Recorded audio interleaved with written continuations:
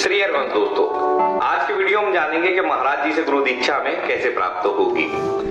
गुरु दीक्षा लेने के कुछ नियम होते हैं, उसके लिए उन नियमों को जानने के लिए हमें पहुंचना पड़ेगा श्रीहित राधा केली कुंज। राधा केली कुंज जब आप पहुंचेंगे तो आपको सुबह के समय वहां पहुंच जाना है 9 बजे के आसपास। जैसे ही महाराज जी का सत्संग खत्म होता है उसके बाद में वहां इंक्वायरी के लिए संत महाराज बैठे होते हैं, उनके पास जाकर के आपको बोलना होगा कि हमें महाराज जी से दीक्षा लेनी है। जब आप उनसे ये सवाल करेंगे तो आपको बताया जाएगा कि दीक्षा लेने के कुछ नियम होते हैं। उन नियमों में आपको 5 वाणी जी दी जाएंगी। उन वाणी जी को आप राधा केली कुंज के बाहर से ही परचेज कर सकते हैं। 450 रुपए में आपको 5 वाणी जी मिल जाती हैं। उनकी प्रसादी वहां पे संत महाराज जो रहते हैं मौजूद, वो प्रसादी करा के आपको दे देंगे। एक कंठी माला भी आपको मिलेगी, वो कंठी माला की भी प्रसादी श्री जी से करवाई जाती है। उस कंठी माला को आपको धारण करना होता है। इसके बाद में आपको क्या करना होता, आपको प्रतिदिन 11 माला श्री राधा वल्लभ श्री हरिवंश नाम की करनी होती है, ये आपको बताया जाएगा नियम में। इसके साथ ही 84 जी के 12 पद का गायन आपको करना होगा प्रतिदिन।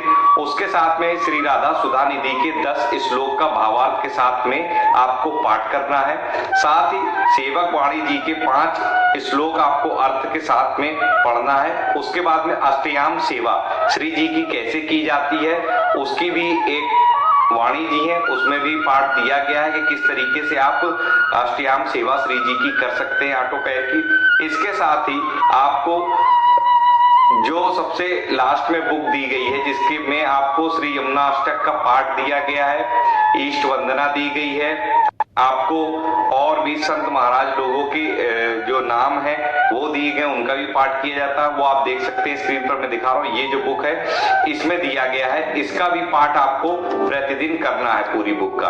तो ये नियम आपको करने, और ये नियम आपको वहां के संत महाराज जी के द्वारा बताए जाते हैं। महाराज जी वहां पर यही बताते हैं जो गुरुदेव भगवान उनको आज्ञा करते। तो ये गुरुदेव भगवान की आज्ञा है कि प्रतिदिन आपको 11 माला राधा वल्लभ श्री हरिवंश नाम की करनी होगी, और ये 5 वाणी जी का आपको पाठ प्रतिदिन करना होगा। जब तक आप इनका पाठ नहीं करते तब तक आप अपना ये नियम बांध लेंगे कि आपको बिना इन सारे नियमों का पालन किए बिना सोना नहीं है।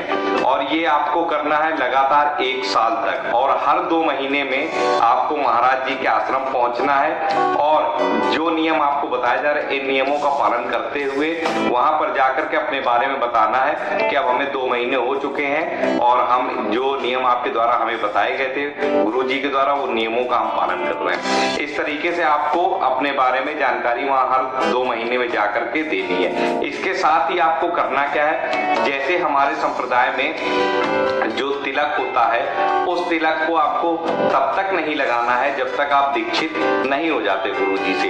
तब तक आपको क्या करना है, आपको श्याम कुंड या राधा कुंड की जो रज होती है ब्रज की, उस रज का एक तिलक आपको लगाना है, जैसे मैंने लगा रखा है। इस तरीके से आप सिर्फ तिलक लगा सकते हैं, पूरा तिलक आप नहीं बना सकते हमारे संप्रदाय का। और साथ में ही आपको कंठ पे एक तिलक लगाना है, साथ में अपने हृदय पर यहाँ पर आपको एक तिलक लगाना है। ये 3 जगह आपको तिलक लगाने होंगे जब तक आप दीक्षित नहीं हो जाते हैं। तो ये नियम बताए जाते हैं गुरु जी के द्वारा अगर आप गुरु जी से दीक्षा लेना चाहते हैं। और इसके बाद जब आप हर 2 महीने में जाकर के अपने बारे में डिटेल वहां देंगे तो हो सकता है बीच में दूसरे या तीसरे चक्कर में ही जब आप अपने बारे में जानकारी देने पहुंचेंगे, हर 2 महीने के गैप में आपको पहुंचना है, तो हो सकता है आपको महाराज जी से मुलाकात करा के आपको दीक्षा जो है करवा दी जाए। ये नियम है महाराज जी से दीक्षा लेने के। आशा करता हूँ आप समझ पाए होंगे कि हमें गुरु महाराज जी से गुरु दीक्षा कैसे प्राप्त होगी और क्या